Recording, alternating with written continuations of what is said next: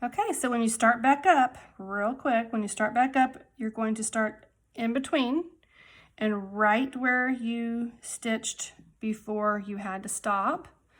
And then you're going to leave your little tail of your knot inside, and then you're going to cast over and continue on with that same stitch until you reach just around that corner right here, so that we can stuff it. Okay, that's what we're going to do. Alrighty then. Keep stitching. Keep that space good. Don't let it get twisted. Take your time, because it does get twisted. When it does, just untwist, okay? In the same way that we stuffed the little monster that I made, you're going to leave that little hole open when you come around to the end. Optimally, this would have been up here. And I really just wanted to show you how to stitch with thread and the Overcast stitch. It's really not that different. There's nothing different about the process, but I just wanted to show it to you.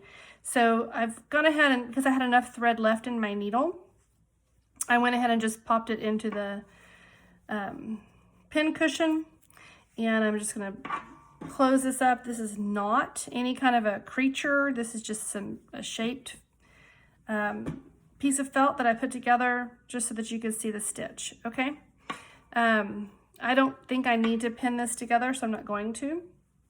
Like I said, if I had had extra, not enough thread, I would have gone ahead and tied off and then would have started again. But I can continue on because I had just enough thread, and I can still do the cast over stitch that I have been doing to get us to the end. Okay. Usually when we do these little creatures, monkeys, monsters, whatever, we have to tie off and rethread upwards of about 4 times. And people get a little impatient with their project, and they start getting lazy with how they sew.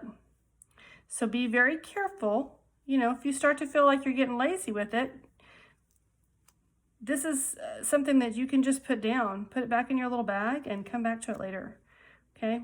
Especially if you're, getting bored. Play some music while you're doing it too. Okay, so now we're at the end, right? We've made our last stitch, and so I'm gonna come right back where my last stitch, so it's even there, okay? So I'm gonna come through that stitch. That's the last stitch I did.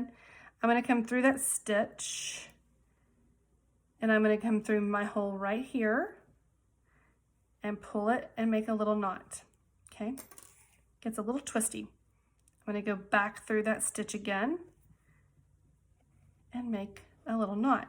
Now I don't wanna cut this off and have just a tail of thread hanging here, or take the chance of cutting my knot. So we're gonna do the same thing that we did in our demonstration of the little creature, little monster. I'm gonna come through, I'm gonna try to slide in between the fabric here, and then I'm gonna just come straight up through the middle so I can hide it. I'm gonna cut it as close to it as I can get it. Take off my thread, tuck, tuck, needle stuck, or put it in your pin cushion. And then I'm just gonna manipulate that until the little piece falls away. And so this I showed you because it's the same premise as when we did the little monster. Exactly the same, except for this is thicker thread.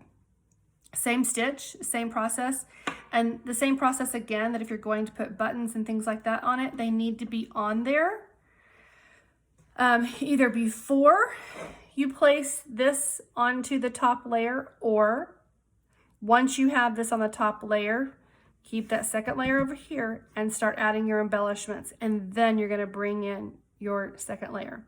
You don't ever want to go through the pieces at the same time until you are actually sewing it together. Okay, that's it right there. You guys got it.